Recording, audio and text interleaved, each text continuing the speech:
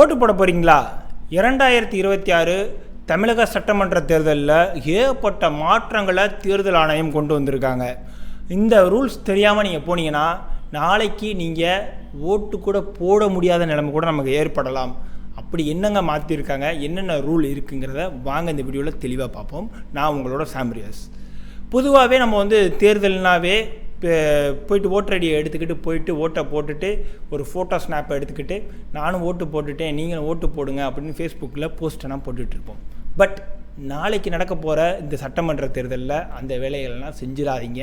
செஞ்சீங்க அப்படின்னா உங்களுக்கு ஓட்டு உரிமை இல்லாமல் கூட போயிடலாம். அப்படிங்கிறது தான் ஸ்ட்ரிக்டான ரூல். என்ன அப்படின்னா, தேர்தல் ஆணையம் என்ன சொல்லியிருக்குன்னா, கேமரா மொபைல்களை தேர்தல் ஓட்டு போடுற இடத்துக்கு நீங்கள் அனுமதிக்கக்கூடாது. மொபைலே உங்கள் பாக்கெட்டில் இருந்தாலும் சைலண்டில் வச்சுட்டு அமைதியாக போயிட்டு அமைதியாக ஓட்டை போட்டுட்டு வந்துடணும். பொதுவாக ஒரு பூத்துக்குள்ளே போகிறோம், தேர்தல் அதிகாரி உங்கள் பேரை செக் பண்ணுவாங்க, ஒரு மை வைப்பாங்க ஒன்றரை அதிகாரி, பேலட்டில் போய்ட்டு ஓட்டை போடுவீங்க, வந்துடுவீங்க. இதுதான ரூலு. இப்போ போய் இதுக்கு நடுவில் போயிட்டு நான் ஃபோட்டோ ஸ்னாப் எடுக்கிறது ஒன்று.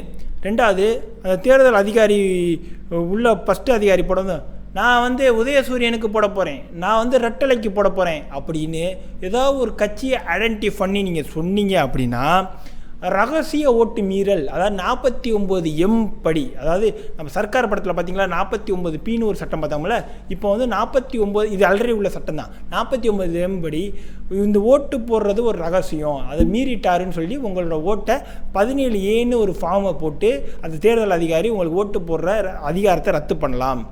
அடுத்து அதே நீங்களே போய் அந்த ஓட்டு போடுற உள்ளே போயிட்டு எனக்கு ஓட்டு போட விருப்பம் இல்லை, எனக்கு இவரும் பிடிக்கல அவரும் பிடிக்கல எவரும் பிடிக்கலன்னா நோட்டாவில் போடலாம். ஆனால் எனக்கு நோட்டாவில் போடவும் விருப்பம் இல்லை அப்படின்னா 49O போட்டு தேர்தலை மறுத்துட்டு அந்த 17A ஃபார்ம்லே நீங்கள் அந்த தேர்தல் அதிகாரி நீங்கன்னா சைன் பண்ணி மறுத்துட்டேங்கிற வந்துடலாம். இதெல்லாம் இப்போ இருக்கிற சட்டங்கள். ஸோ நீங்கள் அதே மாதிரி அந்த எலெக்ஷன் நடந்துட்டு இருக்க இடத்துல போயிட்டு ஏதாவது ஒரு கட்சிக்கு போயிட்டு நீங்கள் கேம்பெயின் பண்ணிங்கன்னா உங்களை கைது செய்யக்கூட கூடும். இப்போ முதல்லாம் ஓட்டு போடுற இடத்துல கட்சிக்காரவங்க நிற்பாங்க, போய்ட்டு நம்ம கட்சிக்கு போட்டுருங்க அங்கே போட்டுருங்க அப்படின்னு போடுவாங்க. அது நாளைக்கு செய்யக்கூடாதுங்கிறது தான் சட்டம். அது இல்லாமல் நீ போயிட்டு எங்கேப்பா யாருக்குப்பா ஓட்டு போட்ட, பனைமரத்தில் ஒரு குத்து தென்னை மரத்தில் ஒரு குத்து, அதெல்லாம் நாளைக்கு கேட்கவே கூடாது. சீக்ரெட் ஓட்டு போடுறது சீக்ரெட், அது ரகசியம், அது நமக்கு தெரியணும் அப்படிங்கிறது தான் தேர்தல் ஆணையம் சொல்லியிருக்கு.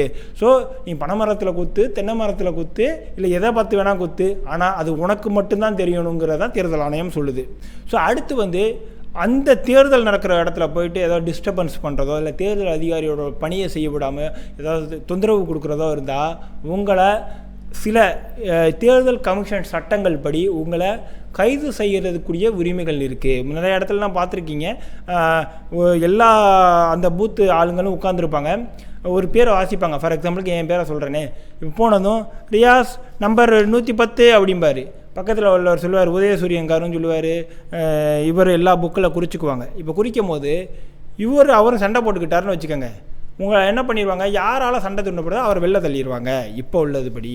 அடுத்து ஆள் மாற்றம், அதாவது நீங்கள் நம்மனா இப்போ கள்ள ஓட்டுன்னு கேள்விப்பட்டிருப்போம்ல, அது பேர் டெண்டட் ஓட்டு. அந்த கள்ள ஓட்டு நம்ம சர்க்கார் படத்தில் கூட சொல்லியிருப்பாங்கல்ல, 49P கள்ள ஓட்டு போட்டுருந்தா அது பேர் டெண்டட் ஓட்டுன்னு சொல்லுவாங்க. ஆள் மாற்றம் அப்படி பண்ணியிருந்தாங்கன்னா உங்கள் ஓட்டு திருட்டு ஓட்டாயிருக்கு, எனக்கு ஓட்டு உரிமை வேணும் அப்படின்னா 49P படி எனக்கு திரும்ப ஓட்டு வேணுங்கிறத நீங்கள் உரிமை கோரலாம்.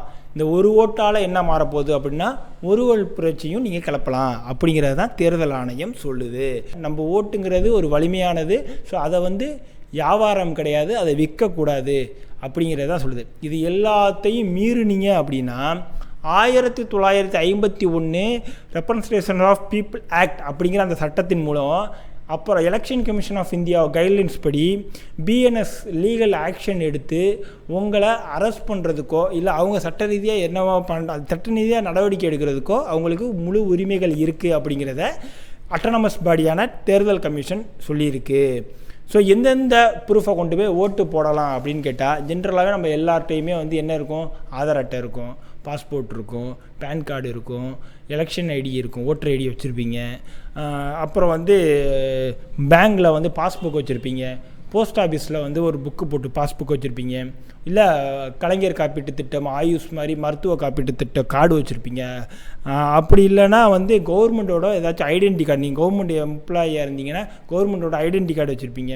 நீங்கள் எம்எல்ஏவாக இருக்கலாம், இல்லை எம்பியாக இருக்கலாம், அதுக்கு ஒரு ஐடென்டி கார்டு கவர்மெண்ட்டுக்கு கொடுத்துருப்பாங்க.